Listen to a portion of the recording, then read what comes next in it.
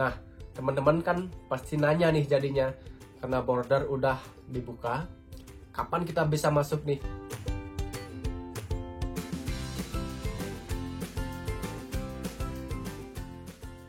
Halo, apa kabar semuanya? Aku udah lama nih nggak upload video berhubung kerja lagi padat banget di Melbourne sini. Dan juga jamnya dalam sehari itu bisa 12-13 jam sehari aku kerja, kemudian pas dapat libur sehari tepar, kelelahan.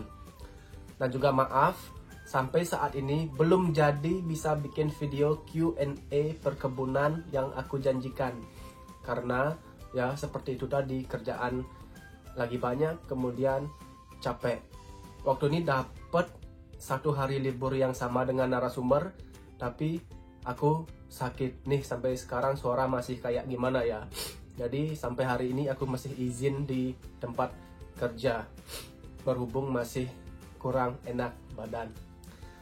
Tapi pekerjaan yang lagi banyak ini mungkin sekarang lagi bikin capek banget. Akan tetapi karena berita yang kita tunggu-tunggu udah terjadi, yaitu border Australia udah dibuka, nanti kerja pasti tidak akan secapek ini lagi karena udah banyak pekerja-pekerja internasional yang diizinkan masuk oleh pemerintah. Kapan dibukanya? Tanggal 15 Desember kemarin. Nah, teman-teman kan pasti nanya nih jadinya, karena border udah dibuka, kapan kita bisa masuk nih? Hari ini. Kalau teman-teman udah punya visa, udah pegang visa, misalkan gara-gara 2 tahun yang lalu pandemi, jadi nggak bisa masuk, dan visa teman-teman masih aktif, hari ini juga, hari ini juga teman-teman udah bisa masuk ke Australia. Ambil HP, booking tiket, cari yang nanti malam bisa, atau cari hari-hari yang lain. Janganlah keburu-buru gitu, persiapkan diri dulu, berdoa, isi koper dengan sedikit baju, nggak usah banyak-banyak, dan lain-lainnya. Pada intinya teman-teman udah bisa masuk ke sini di antara 28 visa yang sudah diizinkan tentunya ya. Aku nggak tahu semuanya dari 28 jenis visa ini. Yang paling umum dipakai oleh teman-teman di Indo yang ada di Melbourne, seenggaknya yang aku kenal, ada WHV atau Work and Holiday Visa subclass 462 dan juga Students Visa subclass 500. Di luar daripada 2 visa ini aku nggak tahu sama sekali gimana infonya. Banyak juga yang nanya, kalau visa ini gimana, kalau visa yang ini gimana. Aku terus terang bingung, tapi mencoba membantu cari-cari di Google ya. Pada prakteknya aku nggak tahu karena aku nggak mengalami sendiri. Nah, pada kesempatan ini aku mau share tentang apa yang aku alami sendiri dari visa yang aku pernah apply. Yang pertama, aku pakai WHV ke sini selama 2 tahun. Kemudian aku apply visa dependent, dependent of student, jadi pasangan daripada student, pacar, de facto relationship istilahnya di sini secara paper. Kemarin dari imigrasi Indonesia dan Australia bikin live chat di Instagram tentang update daripada border dan juga keberlangsungan WHV. Makanya aku pengen rangkum sedikit gimana pembicaraan kedua belah pihak kemarin di IG yang tadi pagi. Aku tiba-tiba kebangun dan dengerin pembicaraan yang ada di live chat tersebut di Instagram. Tapi untuk merefresh apa itu WHV dulu, aku bakal jabarin sedikit. Dan juga untuk yang belum tahu apa itu WHV, ini satu-satunya visa yang aku tahu yang bisa langsung kerja ke sini tanpa studi, tanpa harus sekolah, bayar SPP dan lain-lain, yaitu WHV.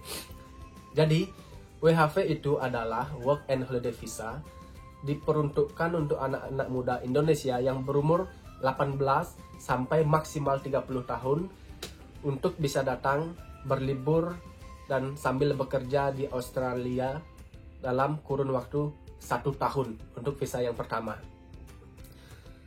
Kemudian untuk mengenal budaya Australia dan juga exchange budaya, pertukaran budaya. antara anak muda Australia dan Indonesia. Syarat dari visa ini adalah minimal pendidikan kita diploma 3 atau seenggaknya sedang kuliah dan sudah di semester 5 atau 2 tahun kuliah seperti itu, dan memiliki deposit bukti keuangan $5.000 atau sekitar kurang lebih 50 juta rupiah sebagai bukti bahwa kita memiliki biaya untuk berlibur ke Australia, beli tiket pulang dan pergi, dan expenses untuk makan dan lain-lainnya, seperti itu.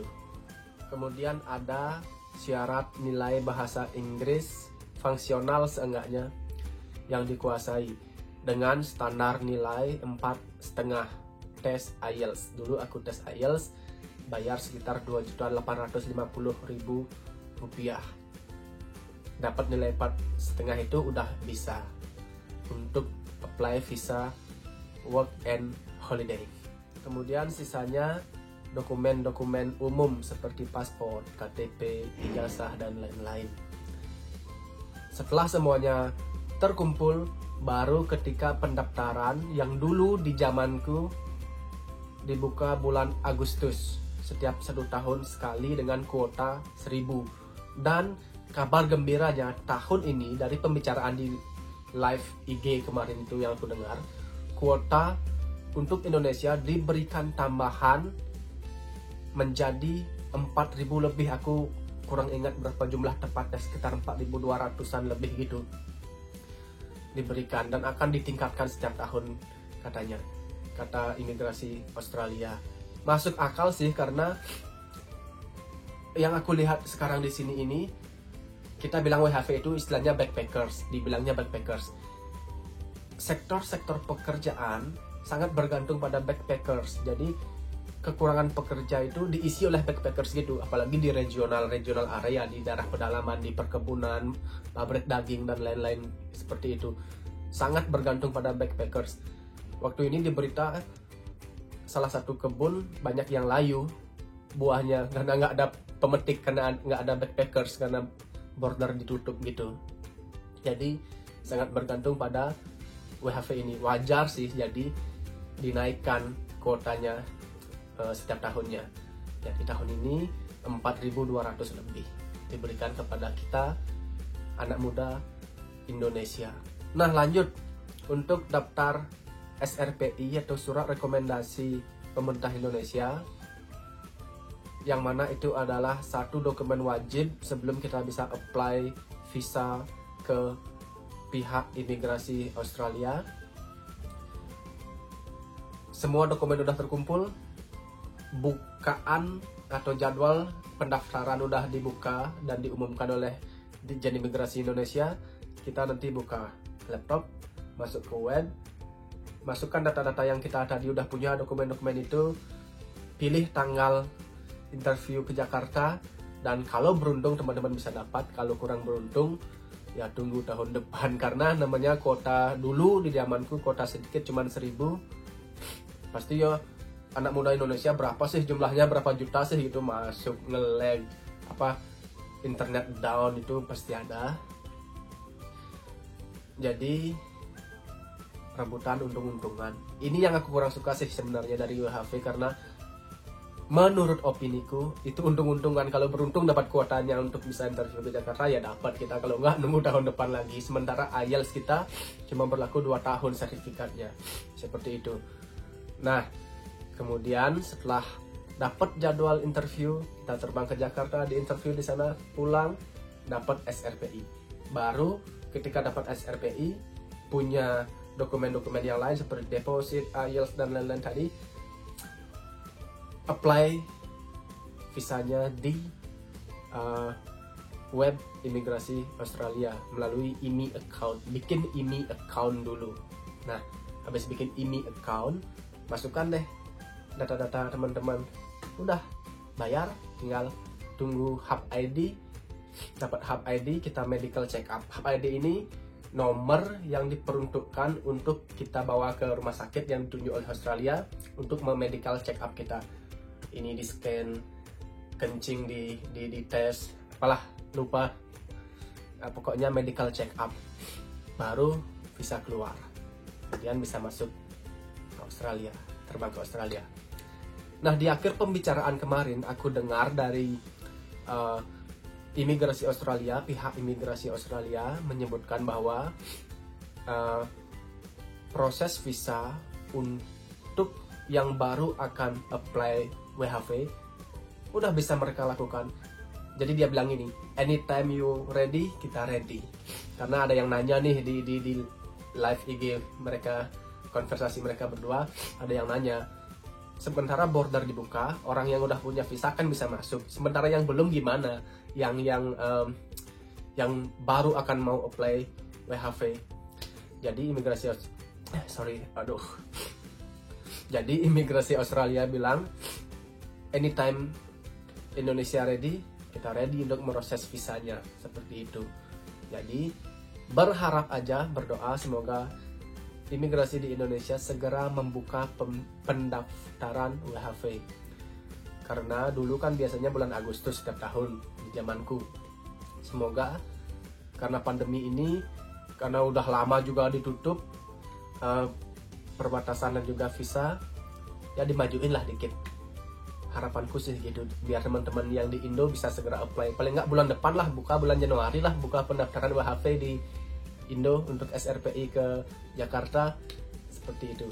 Ayo kita berharap agar imigrasi Indonesia mau membuka pendaftaran WHV as soon as possible, karena udah banyak nih yang nggak sabar pengen ke Australia menjelajahi negeri kanguru. Jikapun nanti memang pendaftarannya tetap dibuka di bulan yang sama seperti sebelum pandemi, ya teman-teman dapat persiapan yang banyak untuk mempersiapkan dokumen-dokumen yang dibutuhkan untuk apply visa kerja ke Australia.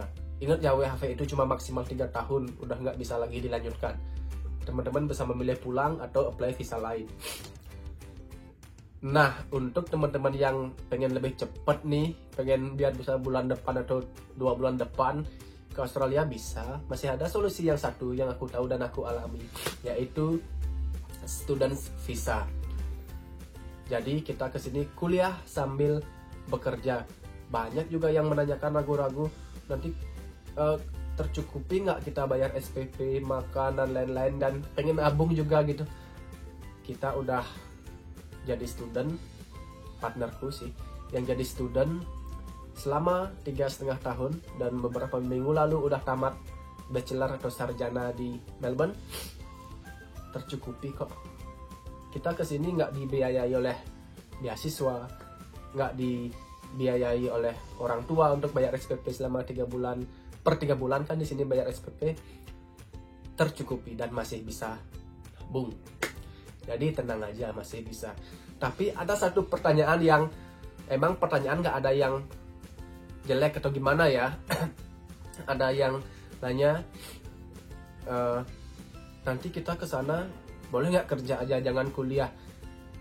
Itu secara psikologi, lagi-lagi aku bahas ini, aturan di Australia itu nggak bisa ditawar-tawar. Kalau kalian sebagai student visa ke sini, yaitu mahasiswa, jadi harus kuliah. Nanti kalau nggak, nanti kampus bisa ngelapor ke imigrasi, visa teman-teman bisa di cancel. Jadi penuhi kewajiban teman-teman sebagai mahasiswa, dan juga masih kok ada waktu untuk bekerja. Kuliah di sini cuma beberapa hari, nggak 5 hari kuliahnya. Kayak di Indo dulu aku kuliah 5 hari gitu. Jadi di sini enggak. Di sini jadi mahasiswa itu nggak stres. Kuliah cuma 2 hari lah. Paling banyak 3 hari. 2-3 hari, udah sisanya bisa kerja. Dan kuliahnya pun nggak panjang-panjang gitu. Karena di sini mungkin sistem pendidikannya tahu kalau orang dikasih kuliah full gitu, jam yang banyak pasti mumet. Aku sebagai mantan mahasiswa tahu gimana stresnya kuliah full time gitu. Nah, jadi pertanyaan itu menunjukkan kalau kita ingin menawar-nawar sistem yang ada di Australia. Pernah nih dibahas oleh salah satu orang penting lah. Hukum dan aturan di Australia berbeda dengan di negara-negara yang birokrasinya masih bisa ditawar-tawar. Atau dengan bahasa lebih kasarnya, yang birokrasinya bisa dikorup. Karena pernah ada kejadian, bukan dari negara kita, ada yang pernah ditipu sampai miliaran karena dijanjikan, oh kamu bakal dapat visa penduduk tetap nih kalau ngasih aku uang gitu. Dan orang itu percaya sampai muncul di berita. Makanya mengungkapkan bahwa hukum aturan di Australia nggak bisa ditawar-tawar seperti di negara-negara yang birokrasinya masih bisa ditawar-tawar dengan uang. Nah, jadi itu jawabannya untuk teman-teman yang nanya student visa bisa nggak kerja aja, jangan datang ke sekolah. Nggak bisa ditawar seperti itu. Toh nanti ketika sudah tamat teman-teman dapat visa kerja juga 2 tahun. Kalau mau lanjut lagi bisa ambil jalur untuk menjadi permanent resident dengan memenuhi syarat-syarat tertentu seperti misalkan bekerja ke regional di bidang tertentu seperti itu. Nah, itu salah satu visa yang agak cepat bisa kita dapatkan dan bisa cepat ke sini untuk teman-teman yang baru akan memulai apply visa di tahap sekarang ini. Untuk teman-teman yang belum punya visa, WHV bisa ditunggu bukaannya dari imigrasi Indo. Kalau student visa nggak perlu menunggu. Jadi hari ini teman-teman mau proses apply, hari ini teman-teman bisa ke agent bilang aku mau studi di Australia, di Sydney, di Melbourne, di manalah gitu, dengan jurusan ini, diploma, S1, S2 atau yang lain-lainnya. Kemudian agent bakal proses, minta dokumen-dokumen, ngisi form, udah tinggal ditunggu aja. Karena bukaan kampus di sini itu kalau nggak salah 4 kali dalam setahun, ada bahkan beberapa kampus yang membuka pendaftaran mahasiswa baru setiap 1 bulan sekali. Nah, itu keuntungannya. Kalau teman-teman apply sekarang, ada bukaan bulan Februari, mungkin bisa masuk di bulan Januari. Karena ketika kita apply visa student yang bukaan bulan Juni misalkan, kita bisa datang 3 bulan sebelum perkuliahan kita dimulai ke Australia. Jadi bisa cari rumah, cari kos-kosan maksudnya, cari tempat tinggal, mengenal dulu gimana Australia dan juga mencari pekerjaan tentunya, seperti itu. Jadi bisa lebih cepat ke sini dengan visa students dan juga kedepannya bisa lebih panjang di sini. Kita membuka sedikit bocoran. Aku sama pacar sekarang ini udah bisa secure durasi tinggal di Australia sampai 7 tahun mendatang. Kita udah tahu caranya gimana, dengan cara yang resmi dan tidak melanggar hukum. Jadi berbeda dengan WHV yang 3 tahun udah harus balik lagi, harus apply visa lain. Sedangkan kalau kita students udah bisa memikirkan, oh berapa tahun nanti kita di sini. Kita udah secure atau udah safe sampai 7 tahun ke depan, seperti itu. Nah, ini udah cukup panjang lebar agar nggak terlalu membosankan. Sekali lagi mohon maaf belum bisa bikin video Q&A karena sibuknya kerja, tapi pasti kita bikin sesuai janji. Karena seperti slogannya aku sering bilang, we say what we do what we say. Kita bakal bikin kok, tapi tunggu waktunya. Nanti kita pasti carikan waktu. Udah gitu aja buat hari ini, semoga infonya bermanfaat. Kalau teman-teman ada pertanyaan silahkan dicek di Instagram. Kalau di komentar biasanya aku balas sekali, teman-teman balas lagi udah nggak ada notifikasi. Jadi mending cek di IG saja untuk segala macam pertanyaan. Sampai jumpa di Melbourne.